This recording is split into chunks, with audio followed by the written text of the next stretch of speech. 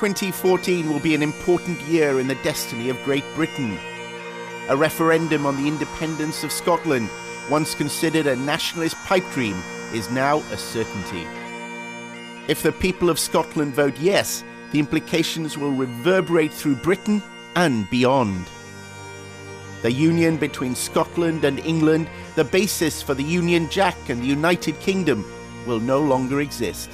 Symbolically, it will have huge implications. The end of the Union Jack, but also the perception of Great Britain. Britain's armed forces will be divided, and its nuclear weapons, now housed at a submarine base in Scotland, will be removed.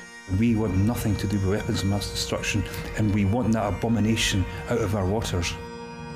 The different nations of the islands of Britain may go their separate ways. Basically, the United Kingdom is a fiction. It is the English state with Celtic appendages, Scotland, Wales, and the bit of Ireland that's still inside the United Kingdom. The concept of Britain would become more like we understand the concept of Scandinavia to be. Within Britain, which is a single landmass, there will be more than one independent country.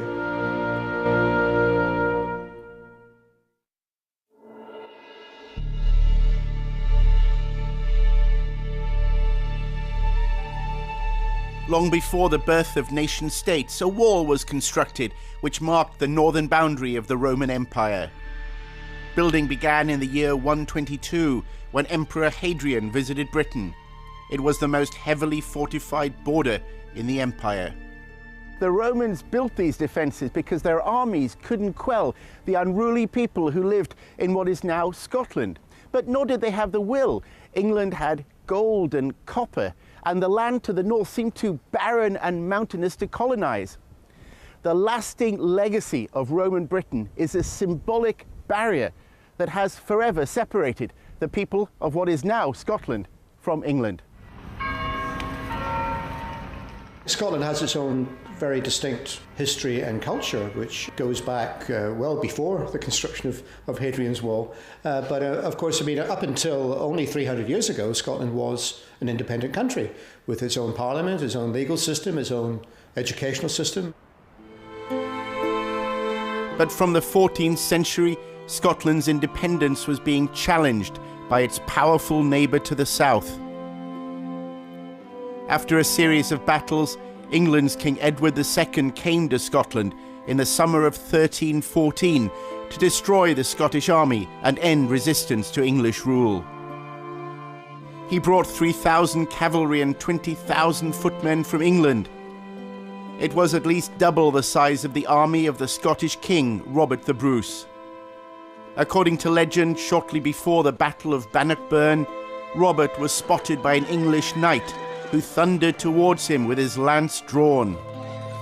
Robert had no armour and held only a battle axe, but he stood his ground and hit the knight so hard with his axe that he killed him instantly. The defeat of the English army was absolute. King Edward II fled across the border back to England. His army tried to flee across there. There was a river. Apparently many of his soldiers died. The river ran red with blood. The victory established Robert the Bruce as a Scottish nationalist hero and guaranteed the nation's independence, at least for several centuries. Films that reenact the Battle of Bannockburn are popular in Scotland and often shown in schools. The long wars of independence established that the ordinary people of Scotland owed no fealty to England's king. This determination was made explicit in the Declaration of Arbroath, drawn up 6 years later in 1320.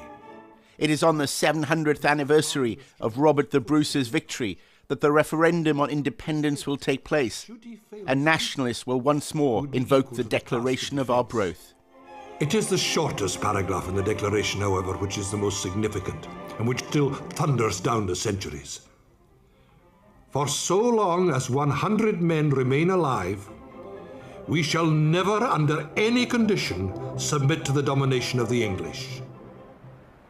The declaration ended with words that have inspired a belief in Scottish independence ever since. It's entered into, I think, the Scottish psyche and the Scottish the Scottish mentality as being a very important statement of self-determination of Scotland as a country. Over the coming centuries, the English would not give up their wish to conquer Scotland. Border towns like Berwick became central to repeated clashes between the kingdoms of England and Scotland. The last time it changed hands was when England reconquered Berwick in 1482. Berwick lies 4 miles from the border with Scotland, but its residents are unsure of their national loyalty. They asked the people of Berwick, would they like to be part of Scotland, because they observed the way that Scotland was better governed than it was in the northeast of England, and they voted by quite a significant margin to opt to go back into Scotland. There are no proposals to annex it or do anything else in independent Scotland. It might be interesting if the people of Berwick want to have a plebiscite and they decide they would wish to be part of an independent Scotland rather than they remain in the UK. They could petition the rest of the UK government for that, and I'm sure the Scottish government would be more than happy to talk with the government in London and see if the border can be changed. In 1603, Queen Elizabeth of England had died without an heir, and the rulers of both countries made a deal to lay down their arms. They agreed to form Great Britain under Scotland's King James VI. The Union Jack was formed by merging the Scottish flag, the saltire, with the flag of England. A century later, an Act of Union disbanded the Scottish Parliament and brought MPs from north of the border to Westminster. The way in which that union was created in the first place was extremely anti-democratic and against the popular will of people in Scotland, and it was really a union undertaken by the privileged classes at that time for their own particular benefit. The Scottish gentry were basically bribed, or some of them accepted bribes to sign the Act of Union. To quote Robert Burns, the people that signed away Scotland into the Union were a parcel of rogues. And for England there was another motive. The union with Scotland allowed the English to begin building an empire. For the English Empire to be secure, it had already conquered Wales. Wales had already been absorbed quite very cleverly indeed. Scotland had been an instrument of French foreign policy, and France and England were always at war with each other. And so Scotland was used time after time to rattle the English cage. England, from a foreign policy point of view, had to absorb us. Did so in 1707, and that was everything locked up perfectly. From there, they could expand because there was no threat, as it were, to the homeland security.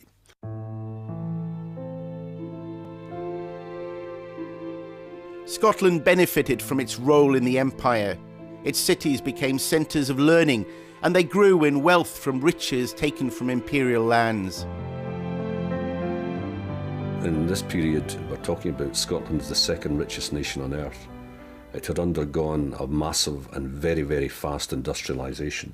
Joining that empire enabled the Scottish industry, the shipbuilding industry, the steel industry and the coal industry, and the Scottish upper middle class, the managerial class, to actually make their way in this wider empire. But of course, times have changed. There aren't the opportunities now.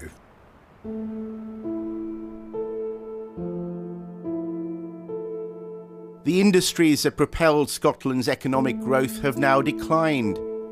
The River Clyde was once the world's preeminent shipbuilding centre, with 40 firms making ocean liners and battleships. By the 1960s, shipbuilding on the Clyde had become uneconomic. Jim Sillars was a former trades union official who became a Labour MP. It was 2 years' experience of being a Member of Parliament at Westminster that converted me to the idea that Scotland had to do something very, very different in its constitutional relationship with England. And I began to realise that if you look at state interests, then the English state interest would always predominate, and the Scottish state interest would be in a backwater. And so I started a 10-year journey to the point where I realised this is a nonsense, we really need to be independent in order to do things in our own way in relation to our own needs. In the 1980s, with Margaret Thatcher as Prime Minister, the British government challenged the welfare state and introduced free market capitalism. Shipbuilding, like much of Scotland's industry, was privatised.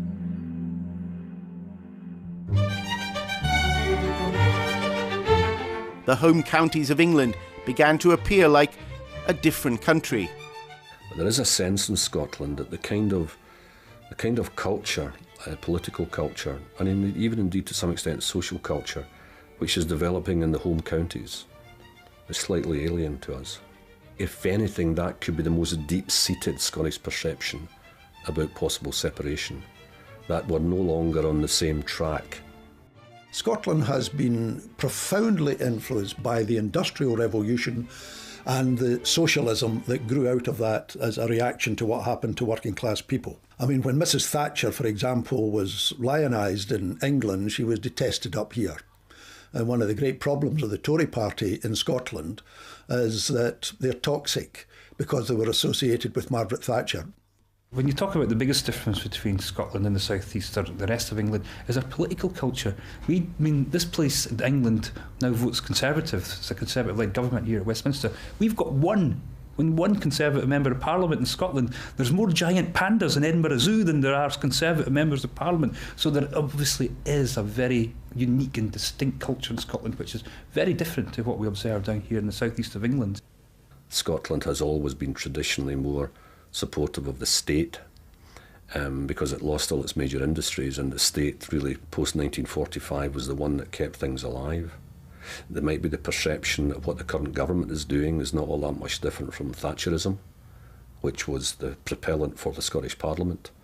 If you had to take the 1980s and all that meant for up here out of the equation, I think it's highly unlikely there would be a Holyrood Parliament today. The new Scottish Parliament was built in the Holyrood Park district of Edinburgh.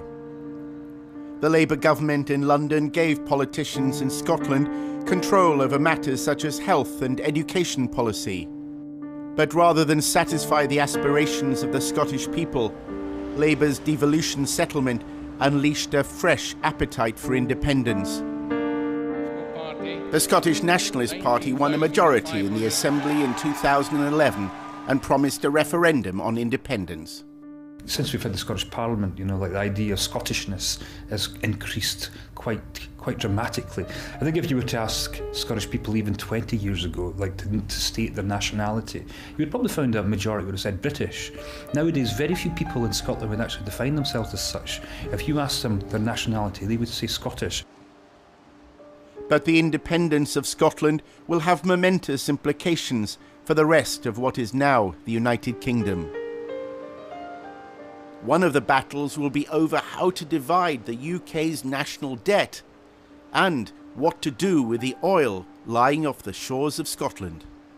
The oil factor will be very important because that could have very significant effects. Damage the English economy? Yes, it could have very significant effects on the Treasury. Current scientific estimates believe that North Sea oil will go on for another 60 years. So it's become deeply political relevant again. It's not something which is a dying resource.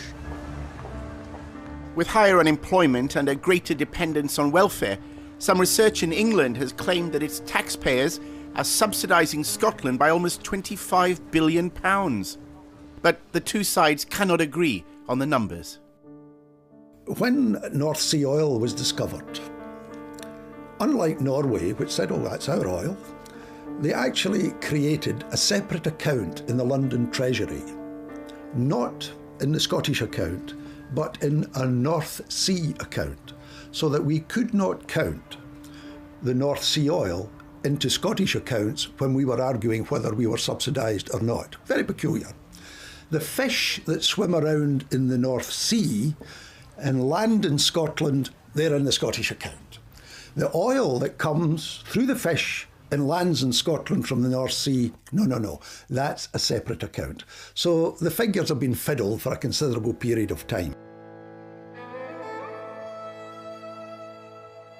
My own speculation is the first years will be difficult. But if the market opportunities for Scotland, i.e. existing markets in 5 or 10 years' time, start to pick up after the current horrors that we're going through at the moment, with the North Sea oil factor, and also Scotland is making heavy investment in renewables in an attempt to become the renewable capital of the world. Maybe in 10 to 15 years' time, it will look like Norway, with a significantly higher standard of life than the rest of the UK.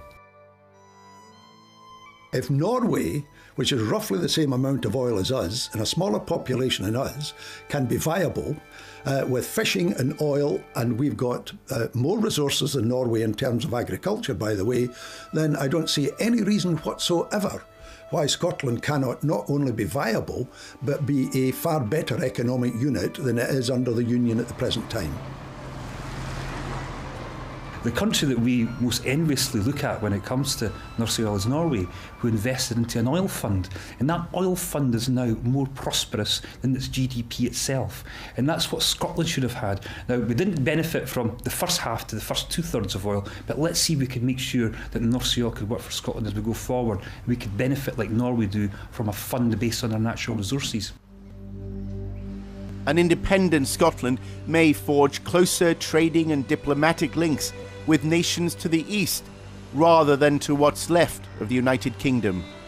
There's some evidence that the Scottish Government has been attempting to make seductive advances, if you like, to the Scandinavian countries.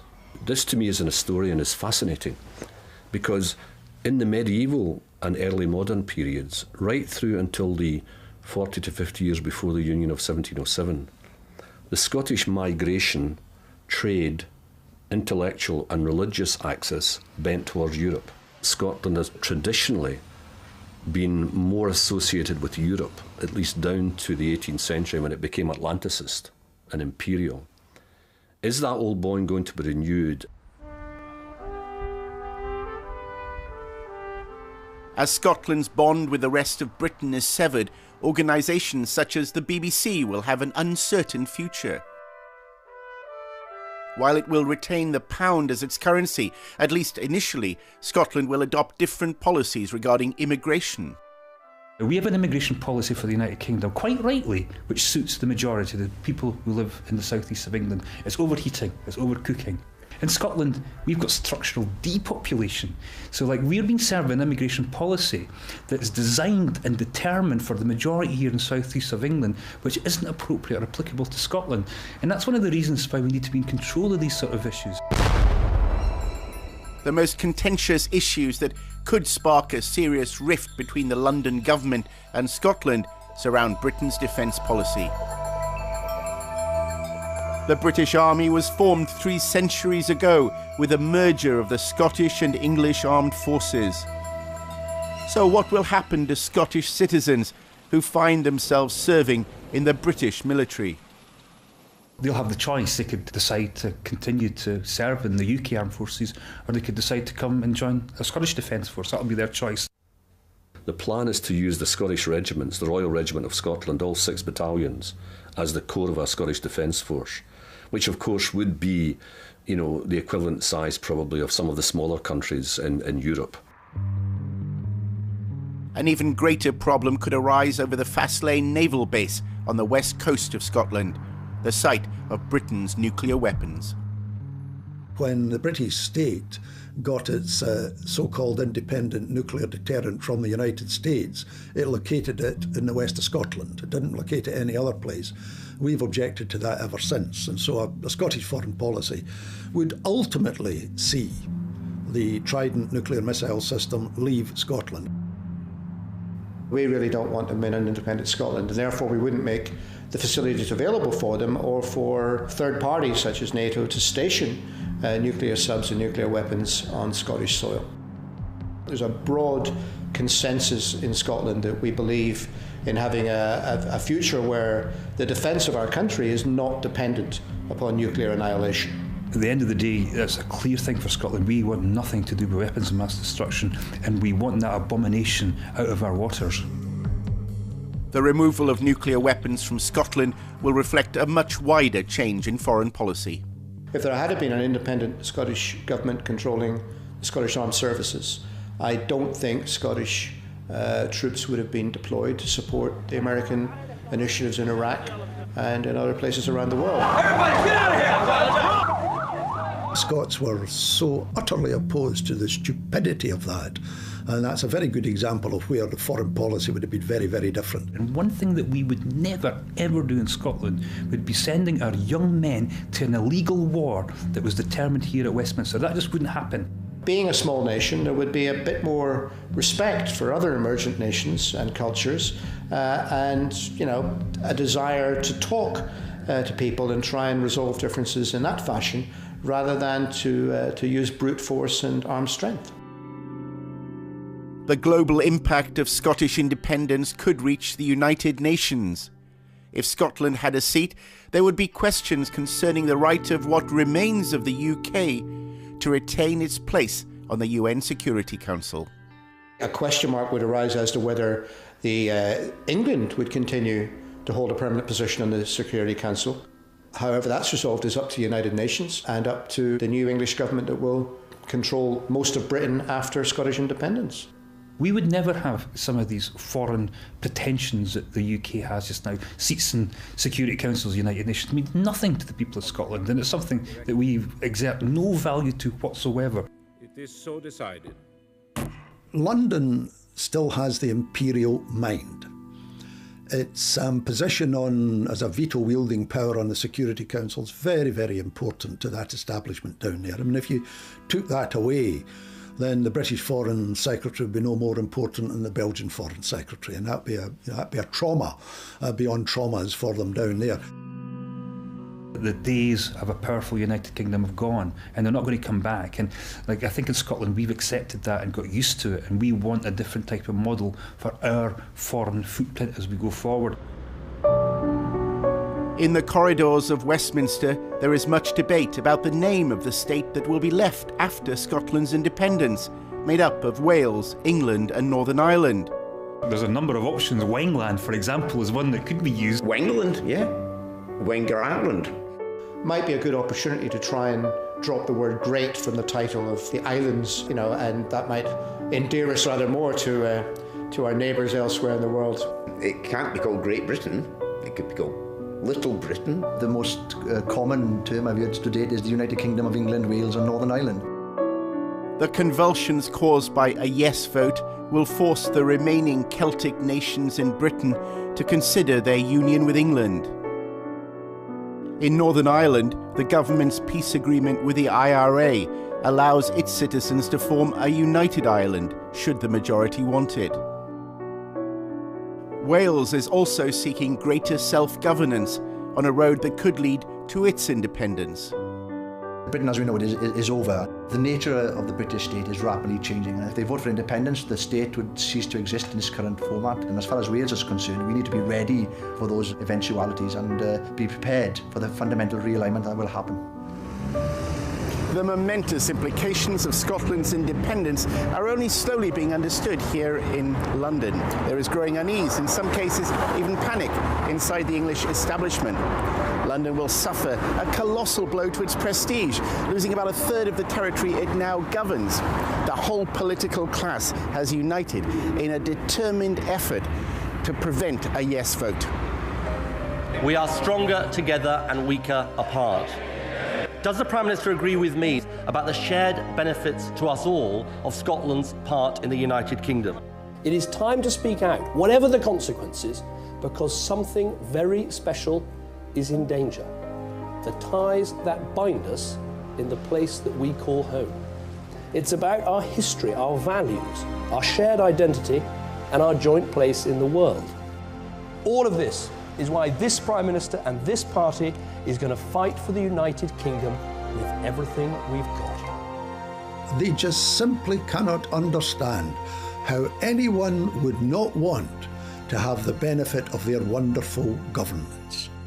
They're blind to someone saying, look, pal, we can actually do this differently. If history is made in 2014 and Scotland leaves the United Kingdom, the identities of the various peoples of the British Isles will forever change. One of the things you've got to reflect upon is the dissolution of Britishness. The disappearance of Scotland, even although Scotland is 9 to 10% of the population of GB, that symbolically it will have huge implications. The end of the Union Jack. Exactly, the end of the Union Jack, but also the perception of Great Britain.